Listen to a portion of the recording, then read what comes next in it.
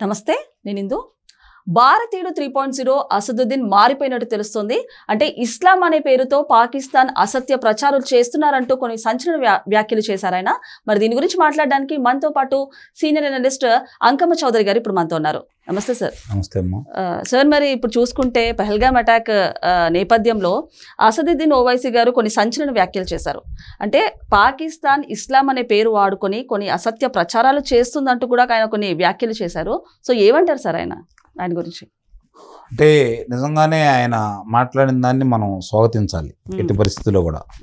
ఎందుకంటే ఎంఐఎం ఆ పార్టీని పెట్టి దేశవ్యాప్తంగా ఈరోజు ఒక గుర్తింపుతోటి లోక్సభ సభ్యుడిగా వాళ్ళ తండ్రి వారసత్వాన్ని కొనసాగిస్తున్నటువంటి వ్యక్తి అసదుద్దీన్ ఓవైసీ. ఆయన ఈరోజు పెహల్గామ్ దాడి అయిపోయిన తర్వాత భారత ప్రభుత్వం తీసుకున్న చర్యని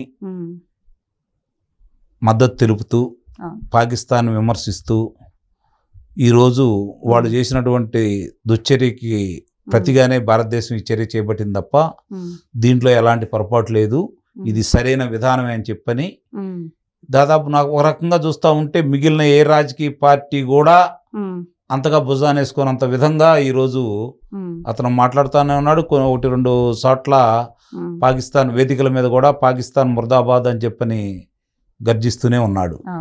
ఇది ఆనందించదగ్గ విషయమే. ఇంకో మాట అన్నాడు, అల్లా దయ వల్ల ఎంతో పుణ్యం చేస్తే ముస్లింలు భారతదేశంలో పుట్టామని ఒక మాట కూడా అన్నాడు. నిజంగానే ఇది అభినందించదగ్గ విషయం.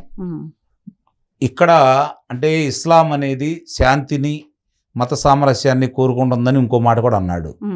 నిజంగా కనుక దీన్ని అమలు చేస్తే, ఎందుకంటే ఇక్కడ జరుగుతున్న విషయాలు ఏంటంటే తెలిసి తెలియని యువత యువకుల్ని మతమౌఢ్యంలో పెట్టేసి చిన్నప్పటి నుంచి వాళ్ళలో విషబీజాలు నాటి ఉన్నత చదువులు చదువుకోనీయకుండా వాళ్ళని ఆ విధంగా అంటే చదువురాని వాళ్ళుగా తయారు చేసుకొని వాళ్ళ పబ్బం గడుపుకుంటా ఉన్నారు. ఇది అందరికీ తెలిసినటువంటి సత్యమే. నిజంగా గనక వాళ్ళకి గనక మంచి చదువులు చదివిస్తే, ప్రపంచ జ్ఞానం గనక వాళ్ళకి అలవాటు చేస్తే వాస్తవాలేంటో వాళ్ళకి తెలుస్తూ వీళ్ళ ఆటలు సాగవని చెప్పని ఈ మత పెద్దలు చేస్తున్నటువంటి కార్యక్రమం ఇప్పుడు దాకా దాదాపు ఇది కొంత మామూలుగా హైందవ మతంలో కూడా ఉన్నాయి కొన్ని చోట్ల, నేను లేదని అయితే చెప్పను. ఎందుకంటే వాళ్ళు పరిస్థితులను అర్థం చేసుకోకుండా, ఇప్పుడు జరుగుతున్నటువంటి పరిస్థితుల్ని ఆకలింపు చేసుకోకుండా ఇష్టారీతిన బలవంతంగా మతాలని పిల్లల మనస్తత్వం మీద రుద్దడానికి ప్రయత్నం చేస్తూ ఉంటారు. అని మీరు అన్నట్టు పిల్లల్ని అమాయకులని చంపడం ఏ ఇస్లాం కూడా చెప్పలేదు. వీళ్ళు చాలా అపోజిట్ గా చేస్తున్నారు, చాలా దారుణం చేశారని చెప్పిన ఆయన నిజంగానే స్పందించి మాట్లాడిన విధంగానే బాగా మాట్లాడారు. అందుట్లో ఎలాంటి సందేహం కూడా ఏం లేదు. దాన్ని మనం పెడార్థాలు తీయాల్సిన అవసరం కూడా లేదు. ఈ రోజు భారతదేశానికి సంబంధించినంత వరకు అతను ఎంఐఎం అంటే ముస్లిం పార్టీ అని చెప్పి స్పష్టంగా పెట్టుకొని దానికి లోక్సభ సభ్యుడై ఇక్కడ 7 శాసనసభ్యులు ఉండి మరి వివిధ రాష్ట్రాల్లో కూడా అంటే దేశవ్యాప్తంగా విస్తరించాలనే క్రమంలో వివిధ రాష్ట్రాల్లో కూడా పోటీగా చేస్తున్నటువంటి పార్టీ అది. అంటే ఇప్పుడు జాతీయ పార్టీ. నిజంగానే భారతదేశంలో ముస్లింలకి రాజకీయ వేదిక ఏదన్నా ఉంది అంటే ఇదే అనే భావన ఈరోజు అందరిలో కలగజేస్తున్న మాట కూడా వాస్తవమే. మరి అలాంటి వ్యక్తి ఈరోజు గతంలో 1-2 పొరపాట్లు చిన్న చిన్న ఆవేశాల్లో కొన్ని మాటలు మాట్లాడినా ముఖ్యమైన ఈ సమయంలో పాకిస్తాన్కి భారతదేశానికి యుద్ధం జరుగుతున్న ఈ సమయంలో భారతదేశానికి అండగా ఉండి ఈ విధమైన మాటలు మాట్లాడుతూ మాత్రం నా వరకు మాత్రం నేను అతనికి అభినందనలు అయితే తెలియజేస్తా ఉన్నాను. ఇది వాస్తవంగా దాదాపు నాకు తెలిసినంత వరకు అవగాహన ఉన్నటువంటి ప్రతి ముస్లిం సోదరులు సోదరీమణులు కూడా అర్థం చేసుకుంటారు. ఎందుకంటే పరిస్థితులు వాళ్ళకు కూడా తెలుసు కాబట్టి భారతదేశం ఎంత ప్రశాంతంగా ఉంటున్నామో మతపరంగా విడిపోయినటువంటి పాకిస్తాన్ ఈరోజు 1 గంట ముందు మనకంటే ముందు వాళ్ళకి స్వతంత్రం, అర్ధరాత్రి పూట వాళ్ళకి స్వతంత్రం వచ్చింది. మరి వచ్చి వాళ్ళే పరిస్థితిలో ఉన్నారు, ఇక్కడ ఏ పరిస్థితిలో ఉన్నారు, ఎంతమంది పాకిస్తాన్లో ధనవంతులు ఉన్నారు, ఎంతమంది ఇక్కడ ముస్లిం పెద్దలు కావచ్చు ముస్లింలు కావచ్చు వాళ్ళు ఆర్థికంగా స్థితిమంతులుగా ఉన్నారు, ఇక్కడ వీళ్ళ పరిస్థితి ఎలా ఉంది, అక్కడ వాళ్ళ పరిస్థితి ఎలా ఉంది వాళ్ళకి తెలియదైతే కాదు. కాబట్టి ఇవన్నీ కూడా తెలుసుకోకుండా ఇంకా మొట్టమొదటి నుంచి ఇందాక నేను చెప్పినట్టు కొంతమంది కావాలని చిన్నపిల్లలప్పటి నుంచి భారతదేశం మీద వ్యతిరేక భావజాలాన్ని నింపుతూ హిందువులంటే ముస్లింలకు వ్యతిరేకం అని చెప్పని వాళ్ళకి చెప్తూ ఎంతమంది హిందువుల్ని మనం కొట్టినా చంపినా మనకు అది మంచిదే అన్న విధంగా వాళ్ళకి ప్రేరేపిస్తూ ఆ విధంగా ఉద్రేకపరుస్తూ వాళ్ళని పబ్బం గడుపుకుంటా ఉన్నారు. అలాంటిది ఈరోజు అతను మాట్లాడటం మాత్రం నా వరకు మాత్రం నేను మంచి పరిణామంగానే భావిస్తున్నాను. ఇది భారతదేశంలో ఉన్న మిగిలిన వాళ్ళందరిలో కూడా ఇదే అభిప్రాయం ఉంటుందని అయితే నేనైతే భావిస్తున్నాను. సార్ మీరు అన్నట్టు ఇప్పుడు ఇవాళ భారత ముస్లింలు ఇలా రియాక్ట్ అవుతే పాకిస్తాన్కి సంబంధించిన ఒక మాజీ క్రికెటర్ షాహిద్ అఫ్రీది ఇవాళ సీజ్ ఫైర్ బ్రేక్ చేసిన తర్వాత పాకిస్తానే భారత్ పైన గెలిచిందంటూ ఆయన బైక్ పైన ర్యాలీకి వెళ్తూ సంబరాలు చేస్తున్నట్టు ఒక వీడియో ఇప్పుడు సోషల్ మీడియాలో వైరల్ అవుతుంది. సో ఏ విధంగా చూసుకోవచ్చు సార్ దీన్ని? మంచిదే, వాళ్ళు గెలిచారని సంతోషపడితే అంతకంటే కావాల్సిందే ఉంది. మన వాళ్ళు నిన్న మామూలుగా మన వైమానిక వాళ్ళు కావచ్చు లేకపోతే మిగిలిన వాళ్ళందరూ కూడా పాకిస్తాన్ అంతకుముందు ఎలా ఉంది, ఈ జరగక ముందు ఎలా ఉంది, ఏప్రిల్ 22కు ముందు ఎలా ఉంది, తర్వాత ఎలా ఉంది, ఇవన్నీ కూడా చిత్రాలు చూపిస్తూ మన దాడికి ముందు ఎలా ఉన్నాయి, దాడి తర్వాత వాళ్ళ ఎయిర్ బేస్ కావచ్చు, వీళ్ళు ఎక్కడెక్కడైతే దాడులు చేశారో ఆ ప్రాంతాలన్నీ విజువల్స్ వేసి చూపించారు. ఇక్కడ శాంతిని కోరుకుంది, పలాయనవాదం చిత్తగించింది ఎవరనే దాన్ని కనుక చూసుకుంటా ఉంటే ముందుగా యుద్ధం ఆపమని కోరుకుంది పాకిస్తాన్ వాళ్ళు. భారతీయులైతే కాదు కదా, భారత ప్రధానమంత్రి అయితే కాదు, భారత వైమానిక దళాలైతే కాదు, వాళ్లే ముందు కోరుకున్నారు. వాళ్ళు ముందుకు వచ్చారు, అమెరికా వాళ్ళు ఇద్దరితోటి మాట్లాడారు. మాట్లాడిన తర్వాత మనకు అభ్యంతరం లేదు, మన లక్ష్యాలు అయితే సాధించాం. ముందుగా ఏదైతే మన వాళ్ళు చేయాలనుకుంది ఉగ్రవాదుల మీద దాడి, వాళ్ళు పౌరుల మీద చేశారు, దాన్ని మనాళ్ళు తిప్పికొట్టారు, అది వేరే విషయం. కానీ వాళ్ళు యుద్ధ నీతిని తప్పారు. పైపెచ్చు ఎవరైతే వీళ్ళు చేసినటువంటి దాడిలో హతులయ్యారో ఉగ్రవాదులు, వాళ్ళకి సైనిక లాంఛనాలతో కార్యక్రమాలు నిర్వహించారు. సైనిక వందనం కూడా వాళ్ళకి ఇవ్వటం కూడా జరిగింది. మరి అది తప్పు కదా, చేసింది వాళ్ళు ఇక్కడే కనపడతా ఉంది కదా. అంటే వాళ్లే ప్రేరేపిస్తున్నారు. ఓ రకంగా పెంచి పోషించడం కాదు, కొద్ది మంది చేతిలో పాకిస్తాన్ ఉంది, ఇది గమనించుకోవాల్సిన అంశం. అన్ని కోట్ల మంది ప్రజానీకం అక్కడ ఉంటే కొన్ని వేల మంది చేతుల్లోనే ఈ రోజు పాకిస్తాన్ బందీ అయి ఉంది. ఈ రోజు అక్కడ పాకిస్తాన్ సైన్యం కూడా వాళ్ళ చేతుల్లోనే ఉంది, ఉగ్రవాదుల చేతుల్లోనే ఉంది. అక్కడ ప్రభుత్వాలు నడిపేది కూడా ఉగ్రవాదులే, పేరుకు మాత్రమే ప్రజాస్వామ్యం అంటూ ఉంటుంది. అక్కడ అలానే ప్రజాస్వామ్యం కనుక పరడమిల్లి 5-6 సార్లు కనుక వరుసనే ఎన్నికలు జరిగితే ఇలాంటి ఉగ్రవాదం పెరగదు.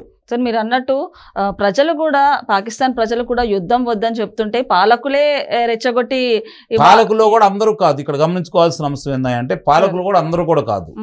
ఈ ఉగ్రవాదులు ఎవరైతే ఉన్నారో ఈ ఉగ్రవాదులకు సంబంధించి వాళ్ళ ఆలోచన విధానం ఎలా ఉంటుందంటే ఆర్మీ వాళ్ళే ఉగ్రవాదులను పెంచి పోషిస్తూ ఉంటారు, అన్ని సహాయ సహకారాలు అందజేస్తూ ఉంటారు. ఉగ్రవాదులకి దేశ విదేశాల నుంచి డబ్బులు వస్తూ ఉంటాయి. వాళ్ళు సైన్యాన్ని, వాళ్ళ మాట సైన్యం వినే విధంగా వాళ్ళు తయారయ్యారనమాట. వాళ్ళు చెప్పిందే ప్రభుత్వాలు నడుస్తాయి. అందుకని ప్రజలు ఎన్నుకున్న ప్రభుత్వాలని ఇట్లాంటి విషయాల్లో రెచ్చగొట్టి ప్రజలు ఎన్నుకున్న ప్రభుత్వాలని పడగొట్టేసి మళ్ళీ తిరిగి వాళ్ళ స్వాధీనం చేసుకుంటా ఉంటారనమాట. ఇప్పుడు యుద్ధం వద్దనుకునేది వాళ్లే, యుద్ధం కావాలనుకునేది వాళ్లే. యుద్ధం వద్దనుకుంటుంది పాకిస్తాన్ ప్రజలు, యుద్ధం కావాలనుకుంటుంది ఎవరైతే ఈ ఉగ్రవాదులు ఉన్నారో వాళ్లే అనమాట. సార్ మరి సీజ్ ఫైర్ బ్రేక్ చేయడానికి రీజన్ ఏంటంటారు? అంటే అది డిక్లేర్ చేయడానికి రీజన్ ఏంటంటారు? అంటే ఏవైతే చైనా వాళ్ళు, అమెరికా వాళ్ళు ఏవైతే వెపన్స్ వీళ్ళకి సప్లై చేశారో పాకిస్తాన్ వాళ్ళకి, అవి ఫెయిల్ అయ్యాయి అనే కారణంగానే పాకిస్తాన్ ఒక బ్యాక్ స్టెప్ వేసింది అని ఒక ఆరోపణ అయితే వినిపిస్తుంది. ఏ రకంగా చూడండి? అంటే అది ఒక కారణం కావచ్చేమో కానీ భారతదేశం దూకుడు చూసిన తర్వాత లక్ష్యాలని వాళ్ళు ఎంత రెచ్చగొట్టాలని చూసినా వీళ్ళు క్షిపణుల దాడులు చేస్తూ ఉంటే పౌర విమానాలు మళ్ళీ నడుపుతా ఉన్నారు వాళ్ళు. ఇవన్నీ దృష్టిలో పెట్టుకొని, అంటే వీళ్ళు గనక బాంబులు వేస్తే పౌరులు చనిపోతే ప్రపంచానికి చూసారా మా పౌరులను చంపారు అని చెప్పి చూపెట్టాలని వాళ్ళు విశ్వ ప్రయత్నం చేశారు. కానీ మనాళ్ళ లక్ష్యం వేరు. మనాళ్ళ లక్ష్యం పాకిస్తాన్ పౌరులు కాదు, ఉగ్రవాదులు మాత్రమే. ఉగ్రవాదులకు సహాయం చేస్తున్న ఎవరైనా సరే వీళ్ళు ఉగ్రవాదులుగానే పరిగణిస్తారు. కాబట్టి వాళ్ళని మాత్రమే దృష్టి పెట్టుకుని వెళ్తా ఉంటే ఒక్కసారిగా 100 మంది ఉగ్రవాదులు హతులవటం, వాళ్ళ యొక్క ఆర్మీ బేసుల్లో కొంత అంటే విమానాశ్రయాలు ఏదైతే ఎక్కడి నుంచి అయితే ఈ ఉగ్రవాదులను పెంచి పోషిస్తున్నారో అలాంటి వాటిని ధ్వంసం చేసిన తర్వాత వాళ్ళకి దిక్కుచోసం పరిస్థితి. మీరన్నట్టు ఒకవేళ ఆ ఆయుధ సామాగ్రి నిరుపయోగం కావడం కూడా వాళ్ళకి నిరాశ కలిగించి ఉండొచ్చు. ఇది దృష్టిలో పెట్టుకున్న తర్వాత ముందుకొచ్చి వాళ్ళు అమెరికాని రాయబారం పంపారు. ఇక్కడ యుద్ధం జరుగుతుంది పాకిస్తాన్కి భారతదేశానికి అని చెప్పని చాలా మంది భావిస్తున్నారు, ఉగ్రవాదులకి భారతదేశానికి అని చెప్పి చాలా మంది భావిస్తున్నారు. కానీ వాస్తవంగా జరిగిన యుద్ధం ఏదన్నా జరిగింది అంటే అది యుద్ధం కింద మనం పరిగణించకూడదు. వాళ్ళు ఏదైనా చేశారు అంటే అది చైనా చేయించింది. బహిరంగంగా మనకు మద్దతు తెలుపుతున్నా అమెరికా కూడా పాకిస్తాన్కే వంత పాడిద్ది అనేది మర్చిపోలేని విషయం. ఎందుకంటే వాళ్ళిద్దరు అగ్రరాజ్యాలు కూడా వాళ్ళ దగ్గర ఉన్నటువంటి ఆయుధాలు అమ్ముకోవడానికి ప్రయత్నం చేస్తారు. ప్రపంచం మొత్తం ప్రశాంతంగా ఉంటే వాళ్ళ డబ్బులు ఎలా వస్తాయి? ఇలాంటి ఉగ్రవాదాలను పెంచి పోషించేదే వాళ్ళు. సార్ మరి ఈ రకంగా చూసుకుంటే రాహుల్ గాంధీ గారు అయితే నరేంద్ర మోదీ గారి మీద ఫైర్ అయినట్టు తెలుస్తుంది. పాకిస్తాన్కి భారత్కి మధ్య యుద్ధం జరుగుతుంటే ట్రంప్ ఎవరు మధ్యలో డిక్లేర్ చేయడానికి సీజ్ ఫైర్ అని చెప్పేసి కూడా ఆయన ఫైర్ అయ్యారు. సో ఏమంటారు సార్ దీని గురించి? అగ్రరాజ్యం ఆ విషయాన్ని మర్చిపోతున్నట్టున్నారు. మామూలుగా రెండోది ఏంటంటే వాళ్ళు ఇప్పుడు కొత్తగా కాంగ్రెస్ పార్టీ వాళ్ళు బయటకు తీసుకొస్తుంది ఏంటంటే 1971లో జరిగినటువంటి యుద్ధాన్ని ఇందిరాగాంధీ గారు ఆ రోజు అమెరికా అధ్యక్షుడిని ధిక్కరించి బయటకు వచ్చి చేయాల్సింది చేశారు అని, వీళ్ళు అంత ధైర్యం చేయలేకపోతున్నారు అని చెప్పని అన్నారు. ప్రతి ఒక్కళ్ళు కూడా ప్రతి వాళ్ళకి ఆవేశం ఉంటుంది. పాకిస్తాన్ ఎంత దేశం, మనం ఎన్నాళ్ళు దాన్ని కొట్టొచ్చు, త్వరగా కొట్టేస్తే గొడవ పోయేది కదా, పద్దాకులు మనకెందుకు ఇదని చెప్పని ప్రతి వాళ్ళు ఆవేశపడతా ఉన్నారు. అంటే ఆవేశం రగిలించిన దాంట్లో ఒక రకంగా ప్రభుత్వాలే కారణం అని చెప్పి నేను, కేంద్ర ప్రభుత్వం కారణం అని చెప్పి నేను భావిస్తున్నా. ఎందుకంటే వాళ్ళ అనుకూల సోషల్ మీడియా వాళ్ళు ఇంకేముంది కొట్టేస్తున్నారు పాకిస్తాన్ని, ఎంతసేపు వాళ్ళు అది చేశారు ఇది చేశారని చెప్పని చిలవలు పొలవలు చేసి చాలా పెద్దగా చూపించేసి దాన్ని ఇప్పుడు వాళ్ళు మన వాళ్ళని చంపేశారు, పౌరులను చంపేశారు. పౌరుల రక్షణకి సంబంధించి అన్ని చోట్ల ఉండరు, ప్రభుత్వాలు ఉండాలి. అన్ని చోట్ల ఇది జరగవు కొన్ని. సరే అక్కడ జరగాల్సింది జరిగిపోయినాయి, ఎవరో వాళ్ళ సహాయ సహకారాలు అయితే చేశారు. ఎవరైతే ఉగ్రమూకలు చేశారో వాళ్ళ శిబిరాలను అయితే ధ్వంసం చేశారు కదా. ఎక్కడ ధ్వంసం చేశారు? ఆక్రమిత ఇప్పుడు ఎవరైతే ఆక్రమించుకొని ఉన్నారో వాళ్ళు భారతదేశానికి సంబంధించినటువంటి కాశ్మీర్ భూభాగాన్ని ఆక్రమించుకున్నారో దాంట్లో ఉన్న శిబిరాలని ధ్వంసం చేశారు, పాకిస్తాన్లో ఉన్న శిబిరాలని ధ్వంసం చేశారు. అంటే మన వాళ్ళు ఎక్కడికి వెళ్ళి క్షిపణులు వేశారు, వాళ్ళ క్షిపణులు ఇక్కడ పనిచేయకుండా పోయినాయి కదా, నిర్వీర్యం చేశారు కదా. రేపు పొద్దున యుద్ధం అనేది కొనసాగితే ఒక రోజులోనూ 2 రోజుల్లోనూ వారం రోజుల్లోనే పూర్తయిద్ది అనుకుంటే చాలా పొరపాటు. ఓ పక్కన రష్యా ఉక్రెయిన్ యుద్ధం చూస్తున్నాం, ఎన్నాళ్ళ నుంచి జరుగుతూ ఉంది. మరి గొప్పదే కదా రష్యా, మరి అన్ని ఆయుధాలన్నీ చేతిలోనే ఉన్నాయి కదా, ఎందుకు జరుగుతూ ఉంది? ఇక్కడ గమనించుకోవాల్సింది అంటే ఇంతకు ముందు యుద్ధం అనేది సైనికుల చేతుల్లో ఉండేది. భూభాగంలో చొచ్చుకెళ్ళి ఈడ దగ్గర ఉన్నటువంటి మామూలుగా ఏదైతే నౌకల ద్వారా కావచ్చు, లేదంటే మామూలుగా వాళ్ళకి సంబంధించినటువంటి అన్ని విషయాల్లో కూడా మనుషుల చేతుల్లోనే అన్ని ఆపరేట్ చేయబడుతూ ఉండేవి. కానీ ఈరోజు కంప్యూటర్లో జరుగుతూ ఉన్నాయి. ఇది కూడా గమనించుకోవాలి. మనం మనుషుల జోలికి వెళ్ళకూడదు, వాళ్ళని మాత్రమే చంపుకోవాలి. కానీ అక్కడ ఉగ్రవాదులు ఎంతమంది ఉన్నారు, పాకిస్తాన్ జనాభా ఎంతమంది ఉన్నారు, వాళ్ళలో కలిసిపోయి ఉన్నారు, వాళ్ళని అడ్డం పెట్టుకుని ఉన్నారు, వాళ్ళని భయపెట్టి బ్రతుకుతున్నారు. వాళ్ళు ద్వేషాన్ని తగిలిస్తే భారత్ ఇప్పుడు ఎందుకంటే ఆర్థికంగా అందరికీ పనులుండి వాళ్ళు ఆర్థికంగా స్థితిమంతులు అయితే ఎవరు ఉగ్రవాదుల జోలికి వెళ్ళరు, ఎవరు తగాదాల జోలికి వెళ్ళరు. ఇది గమనించుకోవాల్సిన విషయం.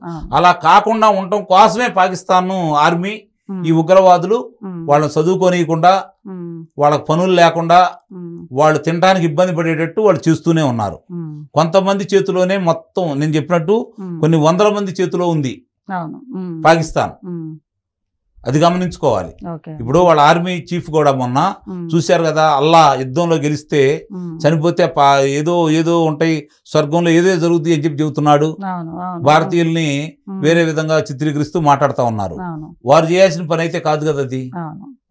ఇక్కడ గమనించుకోవాలి. నిన్న ఉన్మాదులు ఉంటారు. నిన్న చూసుకుంటే ఒక పాకిస్తాన్ అధికారి ఒప్పుకున్నట్టు కూడా తెలుస్తుంది. అదే మేమే చేసాము అన్నట్టు కూడా ఆయన ఒప్పుకున్నారు. తప్పనిసరి పరిస్థితి, సాక్ష్యాధారాలు కనపడుతున్నాయి. అవును, చూపించవచ్చు కదా. మనం ఏదైనా తప్పు చేస్తే వాళ్ళు గెలిచారని సంతోషపడి దానివల్ల వచ్చిన నష్టం అయితే ఉంటుందని నేనైతే భావించలేదు కదా. అవును, ఇప్పుడు చర్చలు ఈ రోజు జరుగుతున్నాయి, అది ఏ వరకు జరుగుతున్నాయి, దాని ఫలితాలు ఎలా ఉంటాయి, తదుపరి ఏమి ఉంటాయి. ఎందుకంటే వాళ్ళ ఒక్కరి బుద్ధి. ఒకవేళ వాళ్ళు ఒప్పుకున్నా కూడా సైన్యం ఒప్పుకుంటుందని కానీ, అంటే సైన్యంలో కొంతమంది పెద్దలు ఒప్పుకుంటారని కానీ, ఉగ్రవాదులు ఒప్పుకుంటారని కానీ నేనైతే భావించట్లేదు. కానీ ఏదైనా సరే యుద్ధం అనేది ఎవరికి మంచిది కాదు. దానివల్ల జరిగే నష్టాలు జరుగుతూ ఉంటాయి. లాభాల కంటే కూడా నష్టమే ఎక్కువ ఉంది ఈరోజు. దాన్ని అర్థం చేసుకోవాలి. ఇప్పుడిప్పుడే మనం ఆర్థికంగా స్థిరపడతా ఉన్నటువంటిది దేశం మంది. యుద్ధం ఆవేశం ఉండొచ్చు ప్రతి వాళ్ళకి, కానీ ఆవేశం దేశానికి మంచిదైతే మంచిదే, కానీ దేశానికి కీడైనప్పుడు దానివల్ల మంచిది కాదు. పేదవాని కోపం పెదవికి చేటు అని చెప్పని ఇంతకుముందు ఎప్పుడో పెద్దలు చెప్తూ ఉండేవాళ్ళు. కాబట్టి కొన్ని విషయాల్లో సమన్వయం నిజంగానే విజయం సాధిస్తుంది. ఆవేశం ఎప్పుడు కూడా అపజయాన్ని ఎదుర్కొంటూ ఉంటుంది. ఇప్పుడు వాళ్ళు ప్రారంభించారు, మనాళ్ళు ముగిచ్చారు, అంతవరకు మాత్రం అయితే నేను చెప్పగలను. ఇప్పుడు వాళ్లే ముందు వచ్చారు కాబట్టి, వాళ్లే కాలబేరానికి వచ్చారు కాబట్టి ఏం జరిగిద్దో చూద్దాం. ఓకే సార్, నమస్తే.